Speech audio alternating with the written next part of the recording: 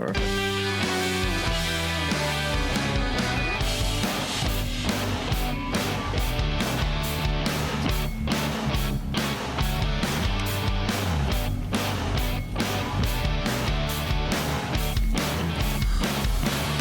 All right, welcome back with another episode of On the DELO, and I have a special episode today. I guess every episode's special, but you're a special guy. I have my friend, longtime friend. How long have I known you, Eric? Dude, I think we go back to the early aughts. Diamonds in the Rough. Does that sound familiar at all? That does sound familiar, and so that would be in the 90s. Late 90s, Dave. Late 90s, yeah. Because that Van Halen tour, that the poster that you saw in there, that was their 98 tour, I believe. Okay. Yeah, 1998. And we started the record label in 1998, so that's right around when we met you and Larry. Yeah, so you started a record label in 1998. When you look back on that, what was it like? What were you thinking? Like, was there any money in it? Was it just for passion? Was it for love? Dude, we had major investors involved with that record label. You know, we had the international distribution with EMI, Capitol Records EMI. Yeah. How did that all come about, though? Because that's an interesting story. I mean, I had just moved out here, and at the time I'd left the record industry in California, and I was on a severance and didn't have to work, but ran into a friend of mine knew somebody that wanted to invest in a private record label. Yeah. And she literally wrote the first check for $500,000 after seeing my gold record collection. Dude, $500,000 back in the 90s. Like, in the who 90s. the fuck does that? God. In the 90s. When all was said and done, we had invested $10 million in that label and had 30 employees in 8 states at the end of the run there. So put out a dozen different records over the years. So and Paige, your lovely wife, she's been a part of the process of all the businesses that you've opened from the very beginning. 100%. Yeah, we met as co-workers at a record distributor back in the day, so we've never not worked together. Yeah. How long have you guys been married now? 32 years. 32 years. Yeah. Dang.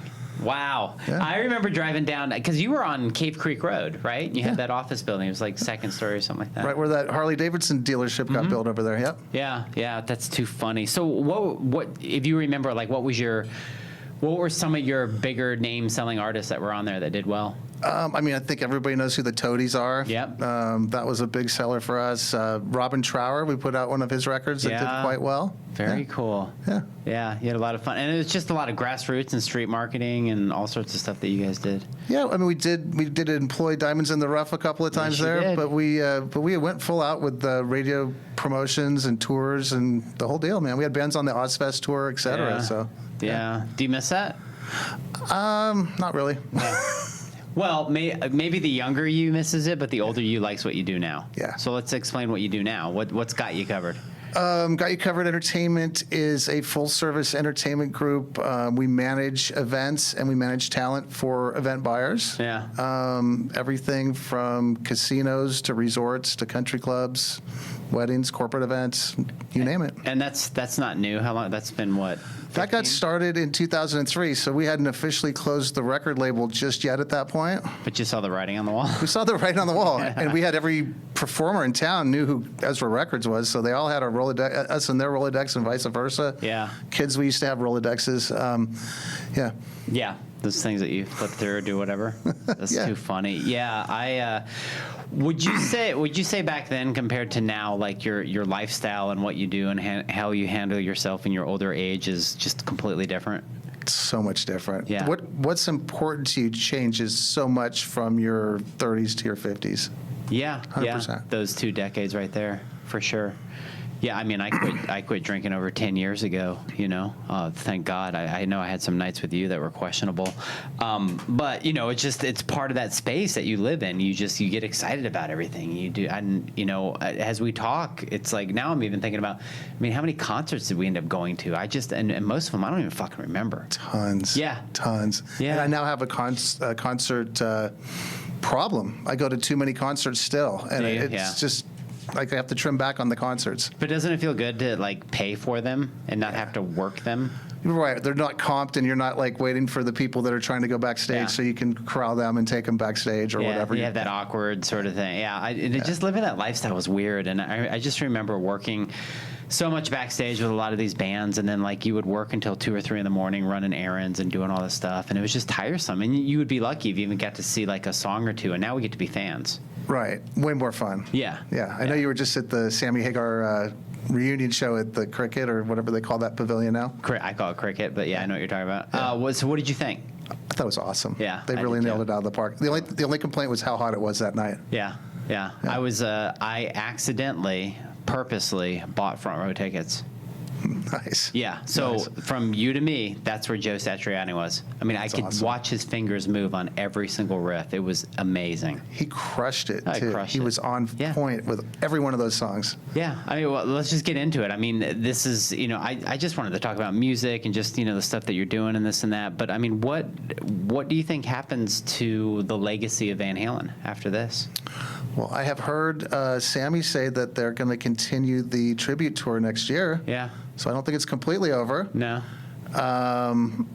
I would guess at some point that Wolfgang picks up the mantle and does something with it, but he doesn't need to. No.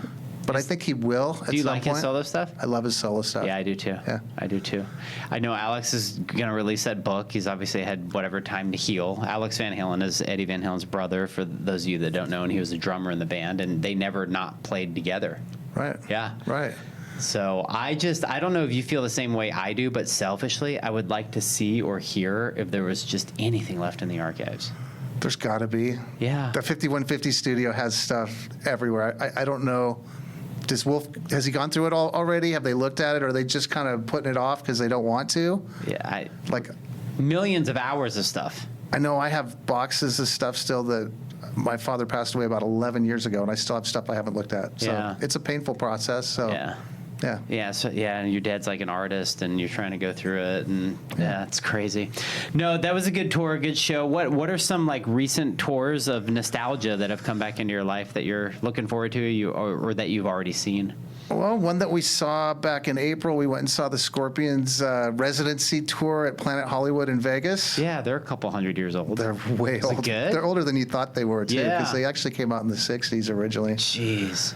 But they still got it. Yeah. Matthias and Rudolph, and they brought in the drummer from Motorhead, who was just Wow. crushing it, and it was a good show. That is awesome. This month, though, we're flying to Vegas in about 2 weeks to see Lenny Kravitz's residency in Vegas. Oh, cool. And then fly from Vegas to Hollywood to do 2 nights of David Gilmour at the Hollywood Bowl. So Okay. What do you think about residency sorts of shows? Do you like them? I think they're cool. Yeah. Yeah. I mean, obviously, probably varies on the group, right? Yeah. But, yeah. When Def Leppard did their Hysteria residency, that was awesome.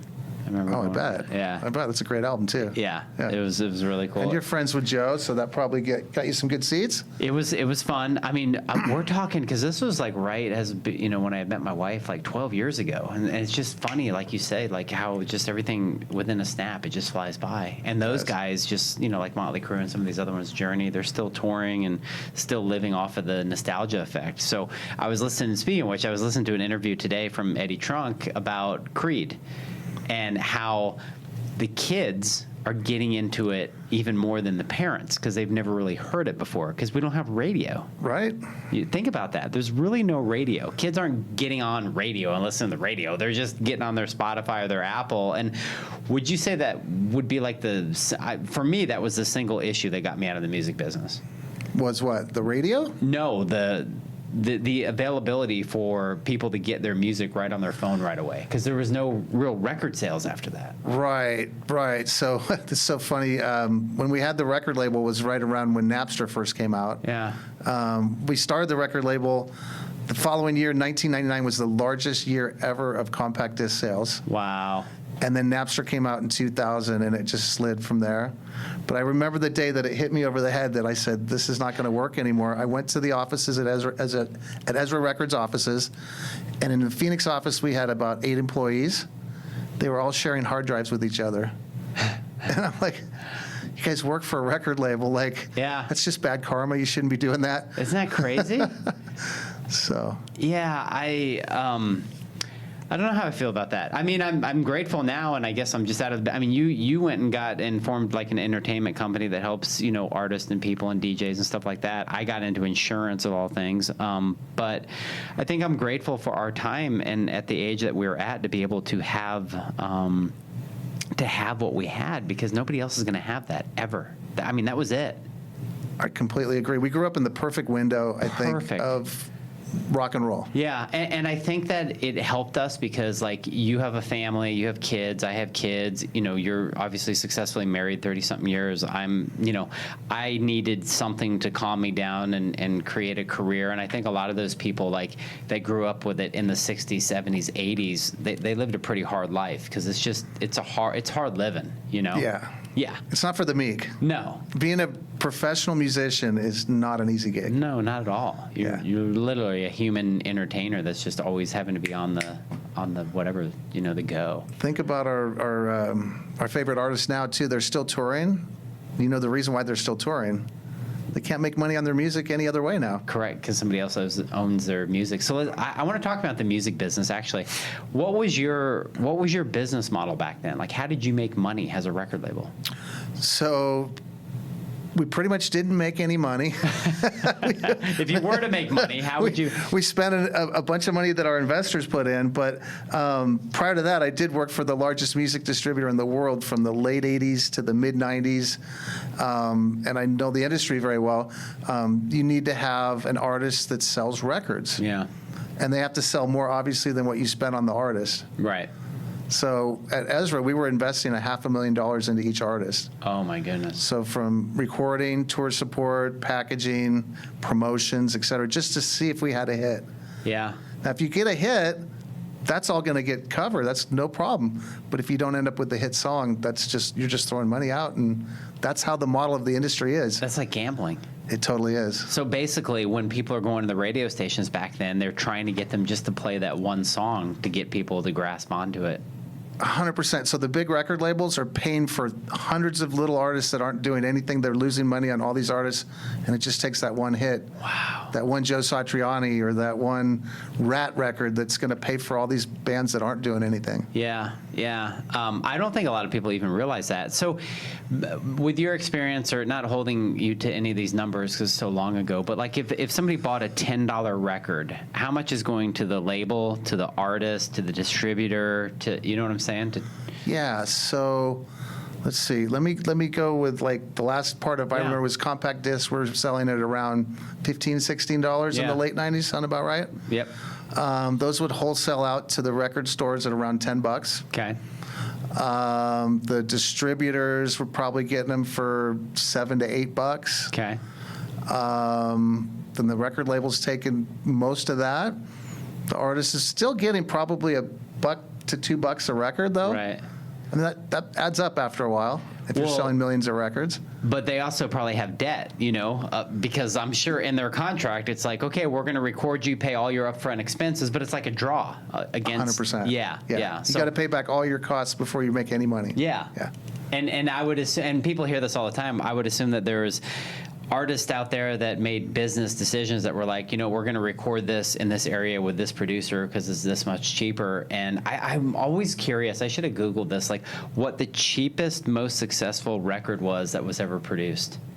That's a really good Google question. Yeah. That's a trivia question. Think about that, you know? I'm sure it was something that was recorded on a song for like 10 grand or something. It's probably the Beatles' White Album or something like that. Yeah, or the first Montrose record or something that, you know, like, because back in the day, they weren't spending a whole lot of money on recording. No, Yeah. not at all. And I remember the Chili Peppers like recorded like inside like a house at one time, and you know, and it's all about vibe for a lot of these guys, just getting in the mode. Yeah. I know so I play music, not very well, but I enjoy it. And I remember playing, or I remember just kind of writing a record, you know, messing around, writing acoustic stuff, thoughts, basically poems with, you know, G chords and C chords behind it, but I can understand how hard it can be for like an artist to get into the mode of trying to just not necessarily write a song, but get away from the grasp of having to write a song thinking like, is this going to be a hit or not? Is this going to make me any money or not? And to be free of that, I think a lot of them are free of that now. And they can write whatever the hell they want, and especially the ones that have already made their money in doing it.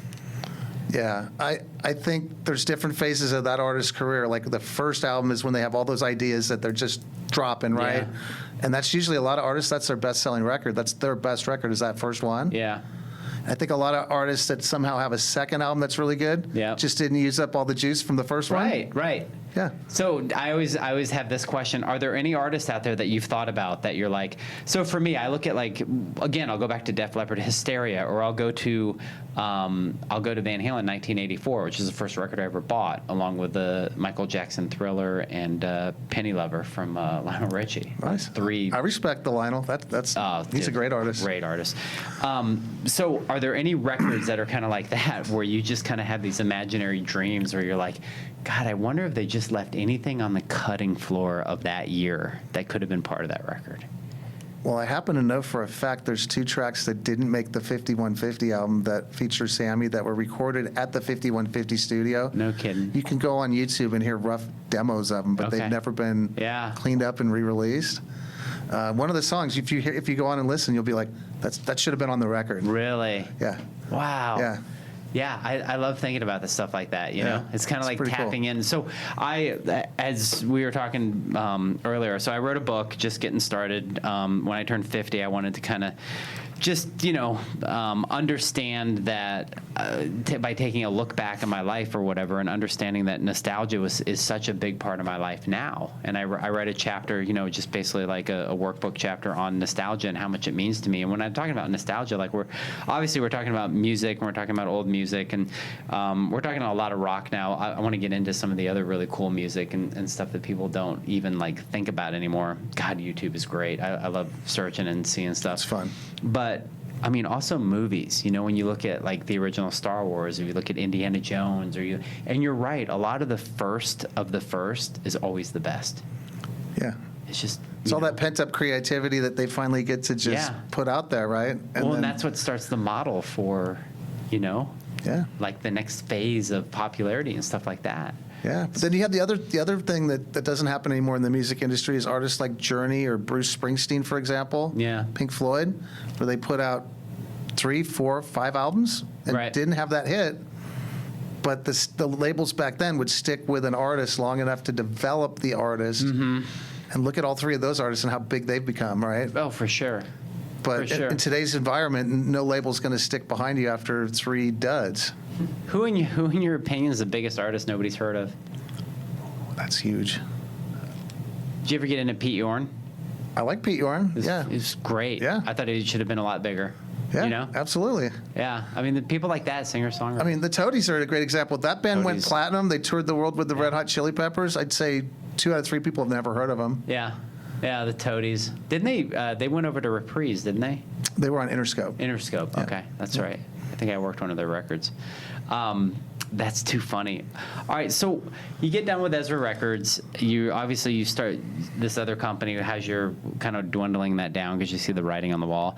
Yeah. And how many? It's just you and your wife, right? I mean, how did you start this thing? And actually, at first, my wife was against it because I was doing it as a side hustle. As I saw the recording industry going down, I was knowing that I needed to figure out what we were going to do for our family. But she was still doing all the finances for the record label, so she was full-time employed at Ezra Records. Okay. Well, I was kind of going, we're going to probably need to do something else. This isn't going to last forever. So one of my employees at the time and I started booking talent on the side. Our first big advertising decision was our Yellow Pages ad. Oh, really? That's how long ago it was. Yeah, if you don't know what the Yellow Pages is, Google it. Are they even around anymore? Maybe. Probably not. Certain zip codes. For a while there, they were just throwing them on your driveway and you'd put them right in the garbage, right? Yeah, or make them a book stop or a backstop or something. Yeah. That's how long ago that was. We didn't have YouTube back then. So people just took our word for it that we had great music or talent that they were looking for. Yeah, and then you've acquired over the years, obviously, talent, I would assume independent contractors that you're able to utilize and then book out. I mean, you're basically a booking agent for talent for not necessarily a concert booking agent, but an entertainment booking agent for all things, weddings and everything, whatever you think. Everything from your corner bar entertainment to your 4-day conference at the convention center. And, we do motivational speakers. We do everything now. So that's really cool. And then Got to get you on stage sometime. I'm ready to go, man. Basically, you get like a commission based off. You work the deals with the resorts and stuff like that. So that's kind of your business model to do those sorts of things. Yeah. We're brokers, but Yeah. I don't really like that word. I like talent management, event management. Just we're more vested in it than just a broker, I guess. So. Yeah, because you have the relationships with the people that you're putting out there. Like you're like part of it with them. Right. Yeah. No, I totally get that too. I mean, I'm kind of the same way with, just like I'm an insurance broker, but I don't really broker insurance. I foster a relationship with, two parties, and I'm that interconnectivity that does it. Yeah, like our company, or our company and our family has used you guys for our insurance for 20 plus years now. But I never felt like it was like a broker relationship. Like we can call anytime, any question, and you guys are always there for us. So we appreciate that. I appreciate that. Appreciate you guys. It's just fun, man. It's fun to watch us all grow old together and do the things that we do. Yeah. So I remember, I think the first time you met my wife was at Sammy Hagar down in Tucson. I believe so. Yeah, that was the Chicken Foot concert, right? Yeah. We all got to go back and meet the band backstage. That's right. And We have everything. that. Have that picture together. Yeah. Yeah. Me, you, and good old Larry Mack. We got to send this to Larry. And Paige was there side by side with Sammy in that picture, and it was a lot of fun. No, that was great. You brought me a Halloween basket. Don't go through that on the air. That's just some stuff that the office threw together for me to bring over. That's awesome. But I do want to bring out the brochure. So we got you covered entertainment. Very nicely done. So I mean, rehearsal, dinners, receptions, ceremony. Yeah, I mean, this is great. I love watching the innovation of a company come together after. I would have to assume, because I assume this, like you were probably so dead set in what we were first doing, and we were like, we're going to do this forever, and nothing's going to change. And that's the thing. I think that if we can give like younger people advice on stuff, it's like, dude, things change all the time. You have to be ready to pivot. You have to understand that life is not still. It's always moving. 100%. Yeah. It always will. And change is actually good, whether you realize it or not. Sometimes you don't realize it till later. Right. Yeah. Yeah. So what would you, when you talk about like having a healthy relationship with your wife and working together, like, do you guys just do you do the same thing? Are you both good at two different things? Does that just coordinate and work well? Yeah, we fill in the places where the other person isn't as strong, I guess, if that makes sense. So she does all the like HR, taxes, payroll. You want to shoot yourself by accounts receivable, accounts payable, ledgers, all that stuff that just not my wheelhouse whatsoever. Yeah. And then I do the talent management, event management, and sales, which is not really anything that she wants to have anything to do with. So. And when you say sales, it's not even really sales. Again, it's relationship building. Like you just love talking to people and like, hey, I have a solution to a problem. Yeah. When I say sales, it's really like order taking, but that's exactly what sales is. Young people are afraid of the word sales these days too. Yeah. I'm like, you know what? Sales is just finding a solution for somebody. Right. That's all it is. And people are always buying. Yeah. People are buying all the time. So it's like, why not buy from you if you have a solution? Yeah. Right. No, I love that. So that's cool. Yeah. I like that. And I like the aspect that, over time, you can create a niche, in an industry that was otherwise kind of just, it was really getting beaten down and hurt, and that sort of thing. So when you look at now, when you're relaxing and enjoying your time, like we had talked about, you go to concerts, but I also noticed that you have a record collection, right? Yeah. Yeah. So tell me about that. Like, where do you get your records and why do you enjoy that so much? So again, I'm 36 and a half years in the music industry now. So I've been at it for a long time. And prior to joining the music industry, I had a large vinyl record collection. And then you remember when compact discs first came out, and it's like, well, these are easier to move, and they go in my car and all that. So I sold all my records back then. Wish I had them now. Replaced them all on compact disc. And compact discs were fine quality, and that was definitely the 90s, right? Compact discs for sure. Yeah.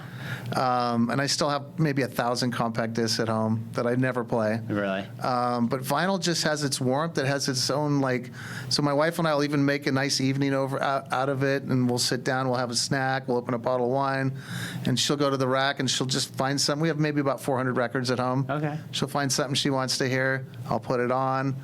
We're looking at the liner notes. We're reading about it. You learn about the music because there's all kinds of nuggets there. Yeah. Photos that you never saw, etc.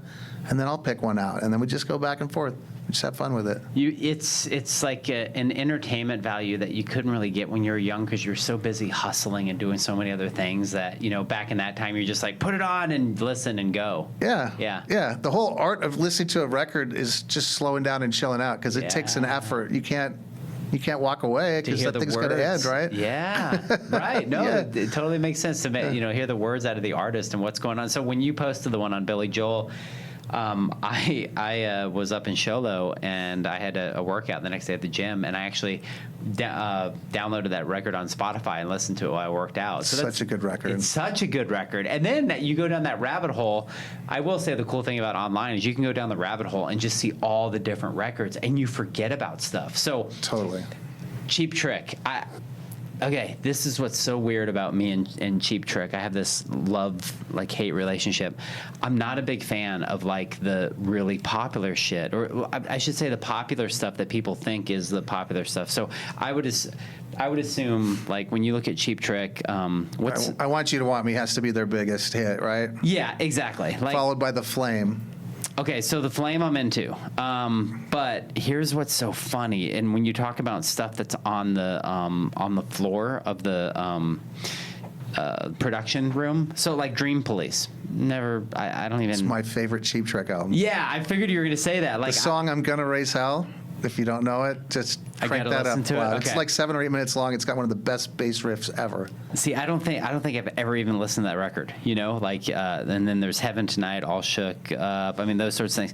But when you get into Lap of Luxury, again, going back to the nostalgia effect, I just remember being a kid, and I remember listening to that record through and through and through. And then they came out with Mighty Wings, which was on the Top Gun soundtrack, which was part of that. I don't know that one. Oh, dude, you got to go listen to the Top Gun soundtrack and listen to Mighty Wings by Cheap Trick. Okay. It should have been on Lap of Luxury. It's kind of like one of those songs that was just left on the floor but put on a soundtrack. Yeah, I love soundtrack tracks. So after going through your Billy Joel thing, I went down the Billy Joel rabbit hole, and then I'm like, I want to go down this Cheap Trick rabbit hole again for whatever reason. I didn't realize how good, and it's a 2-year span. It's from 88 to 99 to 90 as I look on this. I didn't realize how good Busted was. Busted is like a continuation of Lap of Luxury. And for whatever it was, that tone, those songs, it was more like popish, melodic sort of thing. I really kind of like the really cheesy pop melodic stuff. Okay. It just worked for me. And I was like, holy shit, this is a great record. And I never really listened to it before. That's the beauty of streaming, right? It is. You can go back and find stuff, and you don't have to go buy the record and find out you don't like it, or you did like it, or whatever. Yeah. It's like finding a new record from the artist. I read a book this summer. We went on vacation to Canada, and I always get rock and roll books about artists and stuff to read on my trips. I want something that's really easy to read and digest on the plane. I'm not trying to do critical thinking on vacation, but I got this book about Journey. It's called Journey Worlds Apart. And I started reading all about it. And it obviously starts out when they were in Santana with Neil Schon and Greg Raleigh and those guys. Those first 3 records that weren't hits at all before Steve Perry joined the band, go back and listen to those. They're actually really good. Really? And if there were jam bands back then, Journey would have been one of the biggest jam bands. No kidding. It's good stuff, yeah. So what would you say your favorite, I know you like everything, but if you just, let's do the desert island sort of thing, one record you had to take with you. That's impossible. I know it's impossible, but you have to pick. What day of the week is it? What am I doing on the island? It might be reggae if I'm on an island just chilling, right? I love reggae. But see, that's a great answer. Me, I'd rather get my teeth pulled than listen to reggae. Really? Yeah, just not into it. Grateful Dead. I'd rather have somebody stick a Q-tip so far down my ear that I bled. Oh, I love the Grateful Dead. Yeah, that's what I'm saying. Okay, you don't even like Bob Marley? Nah, I don't give a shit. Yeah, okay. All right. But I like Rat. What's my problem, right? I love Rat. I know, but see, you're okay. You're the guy that has you can eat caviar and pizza all on the same night. I can't do it. How about jazz? Do you like jazz? Nah. Really? No. Okay, those are all chill. You just don't like the chill. Okay, let me go one further. But I like Hall & Oates. Let me go one further. This is the bridge for you. Right. Do you like yacht rock? Yeah, I like Yacht Rock. Okay. I love Michael McDonald. Okay. Yeah, I love that shit. Because that's kind of wimpier pop from the 80s and 70s, but it's chill and it's laid back. But I hate Jimmy Buffett. I despise Jimmy Buffett. I don't like Jimmy Buffett either. All right. I don't understand him at all. But I do like Pink Floyd. I think Pink Floyd's amazing.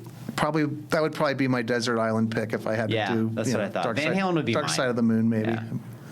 But 5150 maybe. Van Halen 1. I don't know. Yeah. No, I'm right there with you. And that's funny that you say Van Halen 1 or 5150. I'm in that same boat. People get in so many arguments about like, dude, they're just two different bands. Right. And they're both great. Right. We're lucky that we got to have both those bands. Exactly. Yeah. Stop arguing. Yeah. You personally, what are you now? 50 what? You're fucking old. We got to give that up?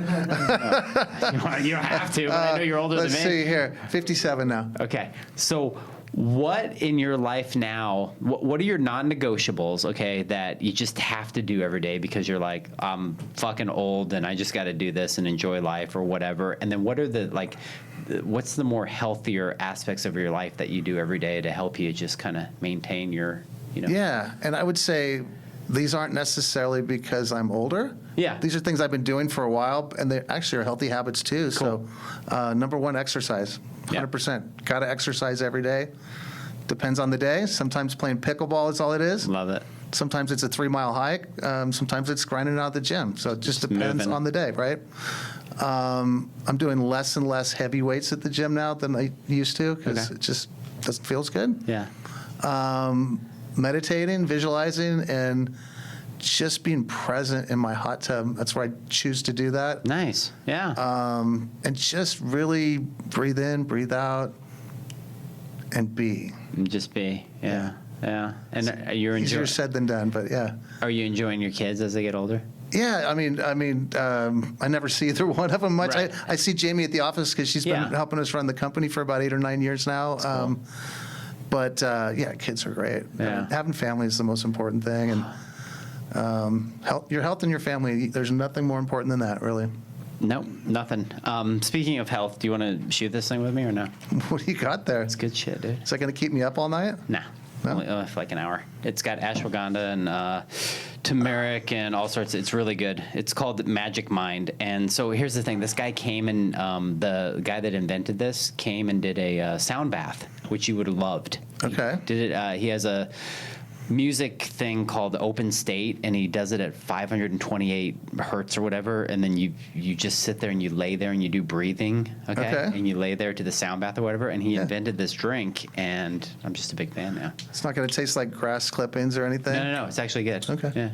So, cheers. This is the only shot that I do. We haven't done shots in years. There we go.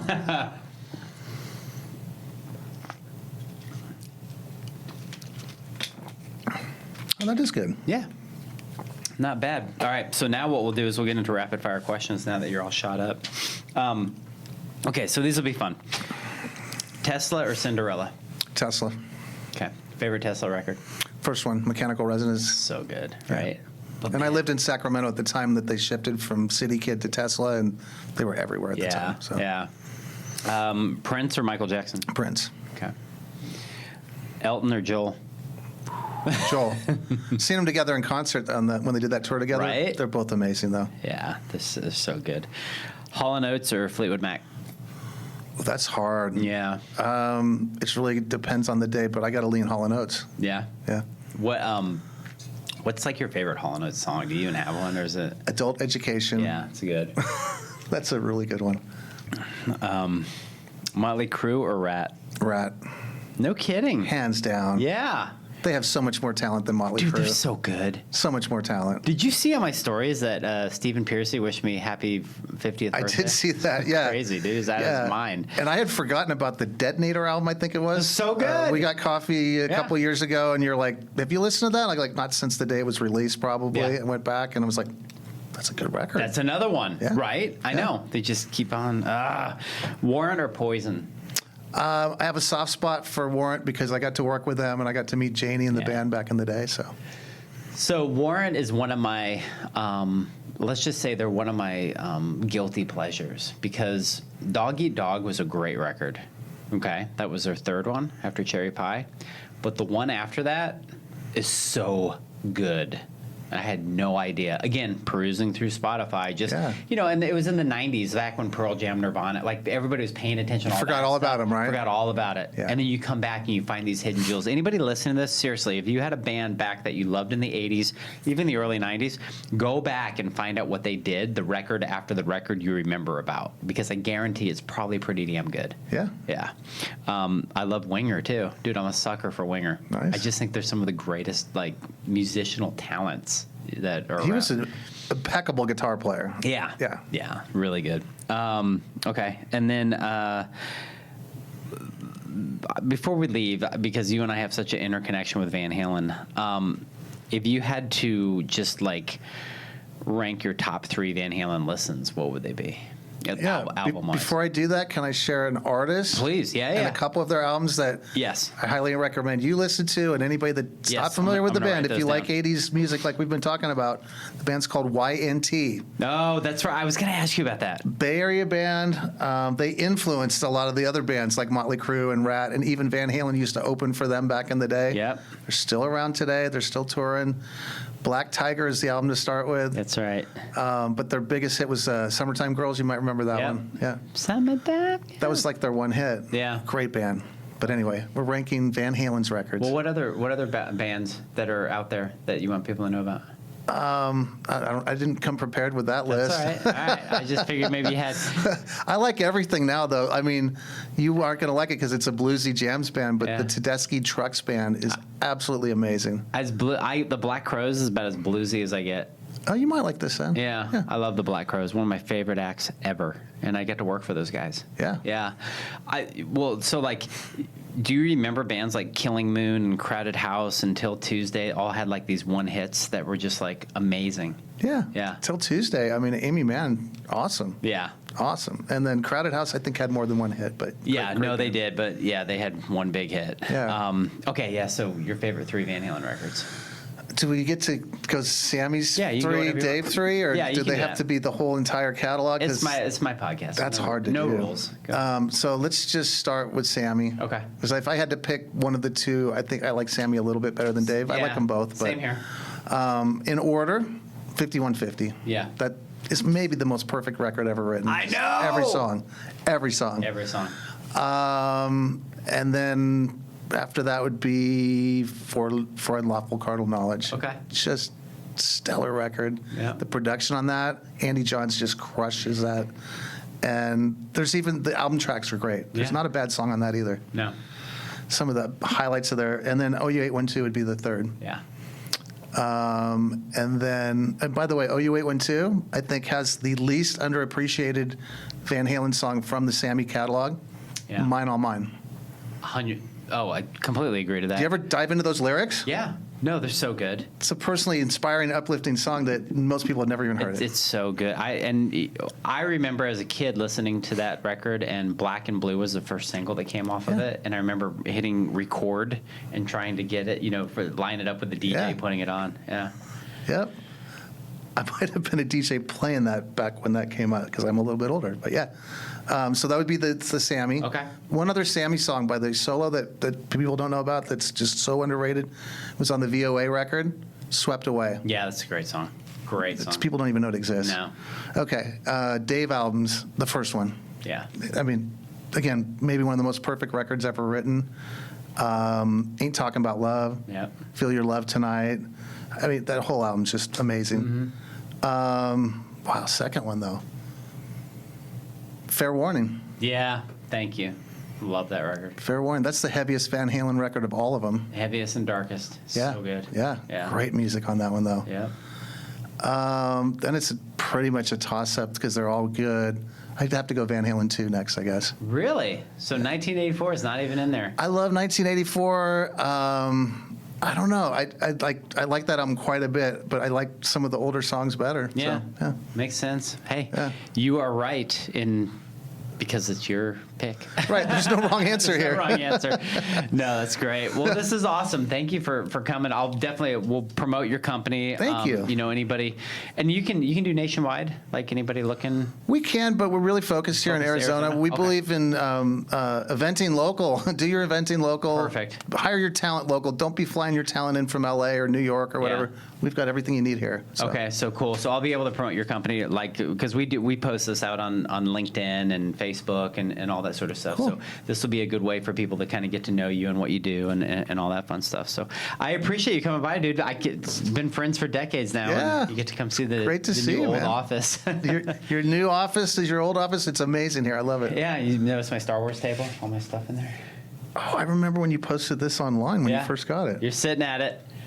That's awesome. All right. Until next time, all right, folks. I appreciate everybody listening. Until next time, go get yourself some Magic Mind. See, we're up. You'll be asleep in an hour. Don't worry. But it gives you a quick pick me up. Check out my book, Just Getting Started. Subscribe to the podcast, please. Subscribe to the YouTube channel if you're watching on here. And until next time, thanks and peace out. Awesome.